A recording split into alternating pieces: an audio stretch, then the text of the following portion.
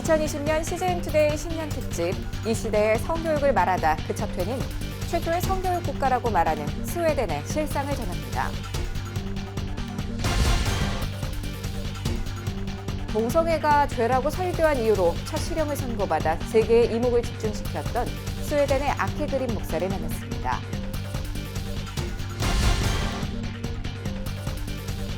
미래 목회 포럼이 신년 할애회를 열었습니다. 전 세계 선교지 소식을 전해드리는 월드 리포트입니다.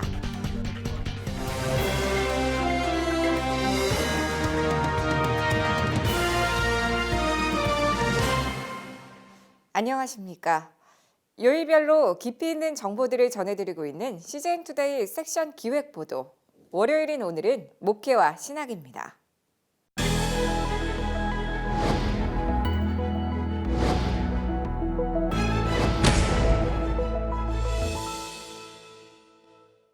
(1944년) 동성애 처벌법 폐지, 1990년 차별금지법 유사법안 통과, 최초의 성교육 국가란 수식어가 붙어있는 스웨덴의 얘긴데요.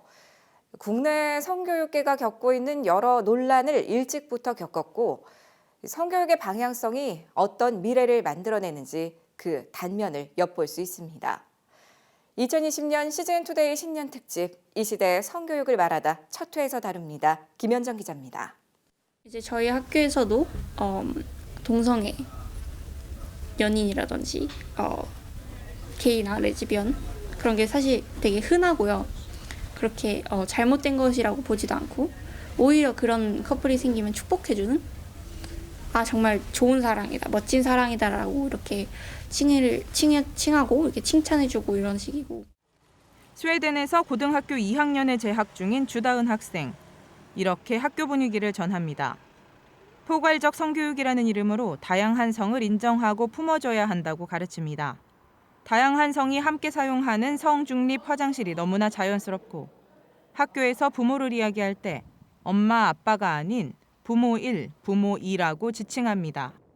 범죄를 저질렀을 때 부모가 아닌 학생 스스로가 책임지는 연령인 15살부터는 합의 하에 성관계도 가질 수 있다고 주다은 학생은 전합니다. 피임약을 구하거나 또 검사를 받거나 이런 성병 검사라든지 아니면 임시 테스트기라든지 그런 것들을 쉽게 구할 수 있고 그런 것들이 전혀 이상하지 않다고 생각하고 있기 때문에 성관계를 하는 것에 대해서 그렇게 놀랍거나 그런 분위기는 아니고요. 되게 남자와 여자가 사랑한다면 서로 간에 그런 신뢰감이 있다면 성관계를 하는 것을 어떻게 보면 당연하게 생각하고 아무렇지 않게 얘기하고 그것에 대해서 듣는 상대방들도 그에 대해서 너가 그렇게 좋았다면 좋은 거지.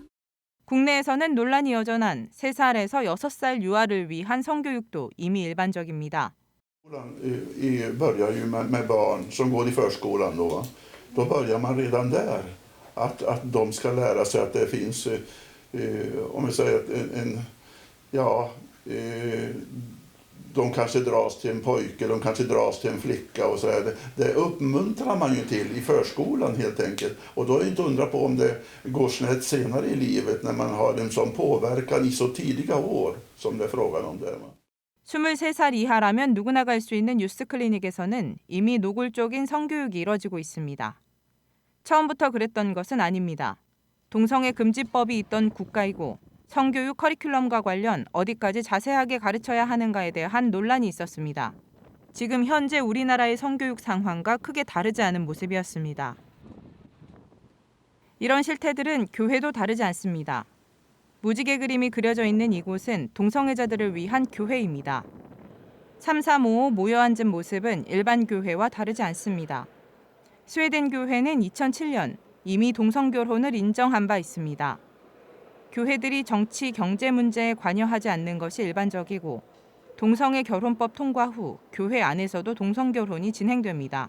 16세기 이후 로마 가톨릭과 결별하고 루터교를 중심으로 한 개신교가 상당수인 스웨덴 교회는 꾸준히 예배드리는 사람이 2%에 불과하다고 보고됩니다. 이렇듯 여러 가지 성을 인정하고 포용하는 학교, 동성 결혼식이 집례되는 교회. 여기에 이어 스웨덴은 또 하나의 주목할 만한 일이 있었습니다. 지난 2004년 동성애를 죄라고 설교한 아케그림 목사에게 선고된 실형 사건입니다. 한국가족보건협회 대표 김지연 약사가 아케그림 목사와 만나 한국교회와 목회자들에게 전하는 메시지 들어봤습니다. 김지연 대표는 실형을 선고받을 당시의 스웨덴 상황을 물었습니다.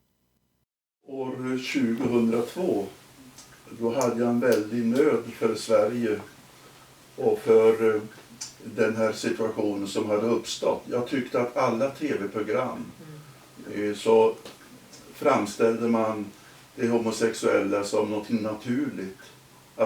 Det var så, att man skulle leva så.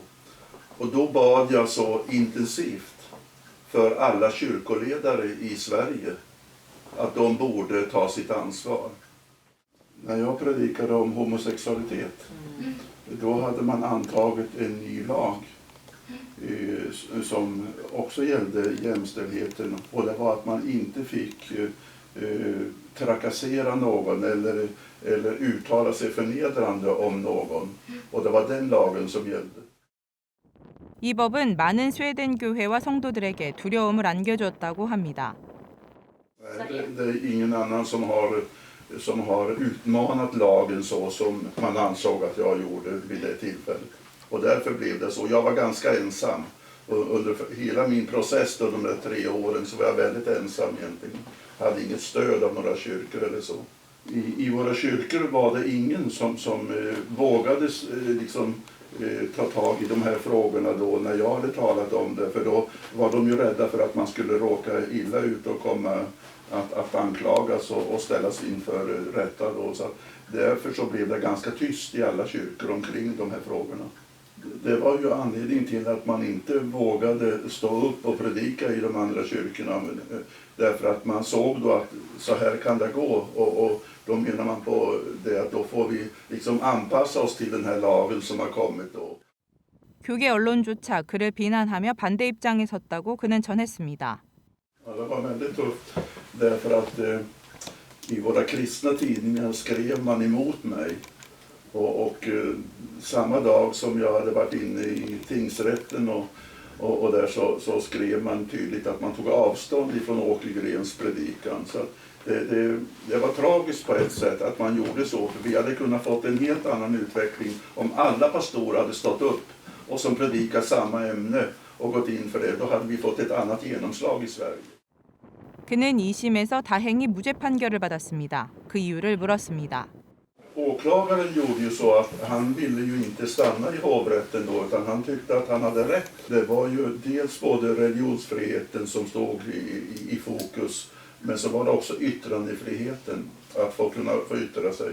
Och man kom ju fram till det att när man för fram det som är då Bibelns budskap, då var det ju budskapet i sig då som jag predikade. Det var inte mina egna tankar, utan det var budskapet ifrån Guds ord. Och det måste ju vara skyddat, och det är det genom religionsfriheten, så är det skyddat i vårt land. 두려움과 위축이라는 악영향이 있었지만 그는 이 사건들 속에서도 하나님의 뜻을 분명히 발견할 수 있었다고 말합니다. Och då ansåg åklagaren att det här är viktigt att ta upp eftersom det inte hade förekommit något sådant rättsfall tidigare i Sverige, utan nu skulle man pröva den nya lagen och se vad den gällde och i vilken situation man kunde hamna i som pastor eller förkunnare av Guds ord. Församlingen då där jag tjänade, där spelade vi in alla predikningar på band. Och åklagaren ville ju då ha min predikan då. Och då fick han ju det bandet utav mig och kunde lyssna på det. Och det bandet, det spelade man upp sen i alla rättegångarna. Hela predikan inför alla rättsinstanser. Och sista gången man spelade upp det, då sände Sveriges TV över hela landet. Så då kom den predikan ut precis över hela landet. Så att de följde rättegången i högsta domstolen under hela dagen. Det var som att Herren då ville visa mig. Jag bad för alla kyrkoledare att de skulle ta upp de här frågorna på hösten, men gjorde inte det. Men då verkade det som att Herren visade att nu ville han att det skulle gå ut över hela landet ändå, in i alla tv-apparater och detta budskap. Så då blev det ju känt över hela Sverige. 이미 동성결혼이 교회에서도 가능한 스웨덴. 이것이 가능한 일인지를 질문했습니다. Det är klart att det påverkar därför att de homosexuella, många av dem menar ju då att man kan vara kristen och vara homosexuell. Men min uppfattning och Bibelns uppfattning det är ju att man kan inte leva som homosexuell och säga sig vara kristen. Alltså nu har ju då det blivit lagligt för homosexuella av samma kön, samkönade äktenskap, att vigas. Med det så kommer ju då den situationen att om man vill vigas i en kyrka då får ju den kyrkan ta ställning till hur man ska pröva det här med homosexualitet. Det finns kyrkor i Sverige som säger att vi viger de homosexuella. Och det finns kyrkor som säger att vi inte gör det då. Och då har ju myndigheterna sagt att vägrar man att viga homosexuella då kommer man att dra in vigselrätten. Man har ju en rättighet att viga i Sverige då, som staten har utfärdat och då drar man in den rättigheten. 이런 일을 먼저 겪은 선배로 이 일이 얼마나 심각한 일인지 한국 교회와 목회자들은 어떻게 해야 할 것인지 물었습니다. Alltså pastorerna i församlingarna, de måste ju börja predika Guds ord. Alltså det enda som kan väcka människor till det är ju genom Guds ord, att det kan väcka människor. Jag tror inte att man kan övertala människor eller så. Man kan naturligtvis föra fram sin åsikt, det kan man göra, men sen får ju varje människa välja. Men det gäller ju att varna människor från detta. Och Jesus själv tar ju upp det här när han talar om sin andra tillkommelse. Som det var på Lots tid, så ska det bli människosålens dagar. Vi har väldigt mycket som talar, det vet du själv, mot homosexualitet. Va? Och därför så behöver ju pastorerna predika detta ämne och för att väcka då och varna människor för att hamna i den situationen. Och människor som har hamnat i det, de kan ju få uppleva befrielse, man kan bli frälst ifrån och man kan få sin synd förlåten. Det måste också predikas. Inte bara det att man säger nej till hela tiden, utan man måste också peka på möjligheten till omvändelse och att lämna detta liv och leva som en kristen. Det är upp till var och en, utan Guds ord är så tydligt med detta att lever man så går man ju evigt förlorad. Och det vill vi ju inte att någon människa ska göra på grund av synd. 동성애 반대 활동이 인권과 정면으로 부딪힐 때 어떻게 해야 할 것인가에 대한 조언도 김지연 대표는 구했습니다. Varje människa får ju välja hur man vill leva. Om den som är homosexuell vill fortsätta att leva i det tillståndet, då kan vi ju inte göra någonting åt det egentligen. För var och en väljer ju och Herren tvingar ingen. Men naturligtvis så måste vi varna alla människor för att komma in i den sexuella livsstilen. Och det händer i regel är det så att det sker i tidiga år, för tidiga tonår, innan man har fått sin sexuella identitet. Det är då man påverkas väldigt. 강한 반대와 반발 속에서도 동성애 확산을 막으려는 모든 운동들은 이어지고 있습니다. 김지연 대표는 이들에 대한 격려의 메시지를 요청했습니다. Omoraliska frågor har ju alltid funnits, men de är ju ännu de ger sig uttryck på ett sådant sätt idag som just homorörelsen blygs ju inte, utan de offentliggör sig ju offentligt på gator och torg och parader och allting sånt. Och då måste vi motarbeta det här så mycket vi kan då. Va? Men jag tror att det kan ligga en medicinsk förklaring till att så många blir homosexuella idag. Ja, alltså det är ju vår uppgift att kämpa i den här tiden. Och även om vi nu vet att Guds ord talar om att vad som kännetecknar den sista tiden, det kommer att vara makten hos många, det kommer att vara pengar för många och det kommer att vara otuktiga handlingar. Vi har att kämpa emot de 3 områdena och då gäller det att vi står samman och att vi liksom inspirerar varandra och tror på det här budskapet och bär fram det oavsett vad det innebär. För det kan bli väldiga konflikter. Vi kan hamna i ännu större svårigheter än vad jag har varit med om. Så att Det är en utmanande tid. Och vi ska inte då liksom dra oss undan, utan vi ska höja liksom vår röst och tala ut så att människor förstår vad det är. Vi ska vara tydliga i vårt budskap. Det måste jag säga. Tydlighet. CGN 투데이 김현정입니다. 한국교회 중견 목회자 모임인 미래 목회 포럼이 최근 신년 할애회를 개최했습니다. 한국교회 회복을 위해 노력할 것을 다짐하는 시간을 가졌습니다. 보도에 임성근 기자입니다. 미래 목회 포럼이 지난 9일 대전 세로남교회에서 신년 할애회를 개최했습니다. 이날 모임에서 대표 고명진 목사는 골몰합시다를 제목으로 설교를 전하며 무엇을 선택해서 얼마나 집중하느냐가 우리의 미래를 결정한다고 말했습니다. 그는 미래 목회 포럼이 16년 전 한국교회의 싱크탱크 역할을 감당하기 위해 시작했다며 2020년을 맞아 다시 한번 이 일에 집중하고 몰입한다면 하나님이 원하시는 역사가 이루어질 것이라고 전했습니다. 무엇보다 미래 목회 포럼이 목회에 도움이 되는 미래 목회 포럼이 되어야 된다는 생각을 갖고 있고 이 일에 골몰해야 되겠다는 생각을 갖습니다. 신년 할애회에 이어 고향교회 방문 캠페인 기자회견이 열렸습니다. 매년 설과 추석 명절을 앞두고 고향교회 방문 캠페인을 전개해오고 있는 미래 목회 포럼은 올해도 이번 설날에도 고향교회를 방문합시다를 주제로 캠페인을 시작했습니다. 이사장 오정호 목사는 도시교회든 시골교회든 교회의 머리는 주님 한 분이시라며 이런 원칙 가운데 주 안에서 서로 교류하면 한국교회는 더욱 연합할 수 있을 것이라고 말했습니다. 우리 시골에서 목회하는 분들이 그 열등한 게 아니잖아요. 도시에서 목회한다고 다 잘났습니까? 소명을 따라 또 사명을 따라 이 삼촌 목회를 하든지 도시에서 하든지 상관이 없이 다 주의 은혜 가운데 하나라고 하는 그런 마음을 가지고 주 안에서 교류하면 서로 갈등과 반목을 이제는 떨쳐버리고. 한편 고향교회 방문 캠페인의 참여 방법은 교회 주보를 통한 광고, 명절 기간 중 고향교회 예배 참석의 독려, 고향교회와 목회자에게 헌금하기 등이 있습니다. CGN 투데이 임성근입니다. 전 세계 선교지 소식을 전해드리는 월드리포트입니다. 예수님 시대 유대인들은 매년 3차례씩 예루살렘 성전을 방문했습니다. 예수님 역시 예루살렘으로 향하는 길을 걸었을 텐데요. 그 길이 2000년 만에 공개됐습니다. 성전으로 향하는 고대 순례자의 길은 성경으로 곧장 연결됩니다. The places and events and the peoples that make Jerusalem, Jerusalem. For Christians, for Jews, it all happened here in the city of David. This is where the beating heart of Jerusalem is. We're talking about the Pool of Siloam. We're talking about Mount Moriah, the Temple Mount. We're talking about the city of David. The pilgrimage road links them all together.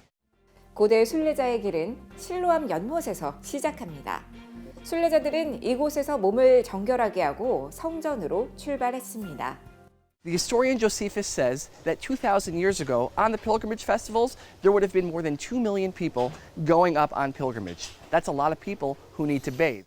실로암 연못은 예수님께서 눈먼 자를 치유했던 장소이기도 합니다. 15년 전까지만 해도 숨겨져 있던 이곳은 오수 유출 사고를 계기로 발굴됐습니다. 고고학자들은 연못에서 성전산까지 어떤 경로로 이동했는지 조사했습니다. So the archaeologists widened the excavation, and we are standing on the very answer to that question. We are standing atop the ancient pilgrimage road. 그리고 예수님께서 걸으셨을 길이 드러났습니다. This would have been like Times Square. You would have had on both sides of the road, and keep in mind, the road is about 3, 4, 5 times wider than what we see over here. You would have had shops, stalls along both sides of the road. This is the center of Jerusalem from a spiritual perspective, from a communal perspective, also from a commerce perspective. 이스라엘 문화재 관리국에 따르면 순례자의 길은 서기 20에서 30년경 본디오 빌라도가 10년에 걸쳐 만들었다고 합니다. 발굴 책임자 아리 레비는 순례의 길 발굴에 상당한 공학 기술이 필요했다고 말했습니다.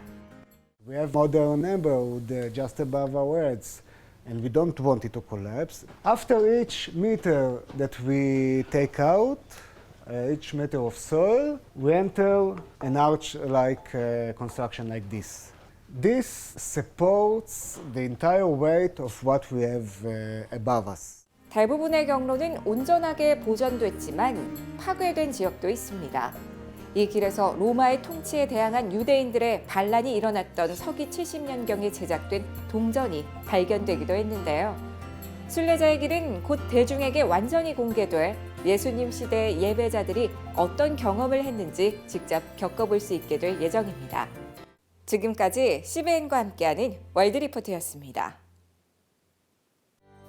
오늘의 단신입니다. 최근 중동 요르단에 있는 선교사 사무들 20여 명의 체류 허가가 연장될 수 있도록 현지 사역자들이 기도를 요청해 왔습니다. 작년 말 요르단에서 열린 한 상담 세미나를 요르단 정부가 불온한 모임으로 오해해 참석한 한인 여성들을 블랙리스트에 올려 이런 문제가 발생한 것으로 알려졌습니다. 사무들의 체류 연장이 어려워질 경우 선교사와 자녀들의 거주도 같이 곤란해질 것으로 예상됩니다. 최근 강원도 속초시 수복로에 위치한 속초 농아인 교회가 새 예배당 기공 감사 예배를 드렸습니다. 지난해 4월 발생한 고성 속초 지역 산불로 예배 처소를 잃은 속초 농아인 교회는 그해 9월 교회 건축을 위한 준비 절차에 들어갔습니다.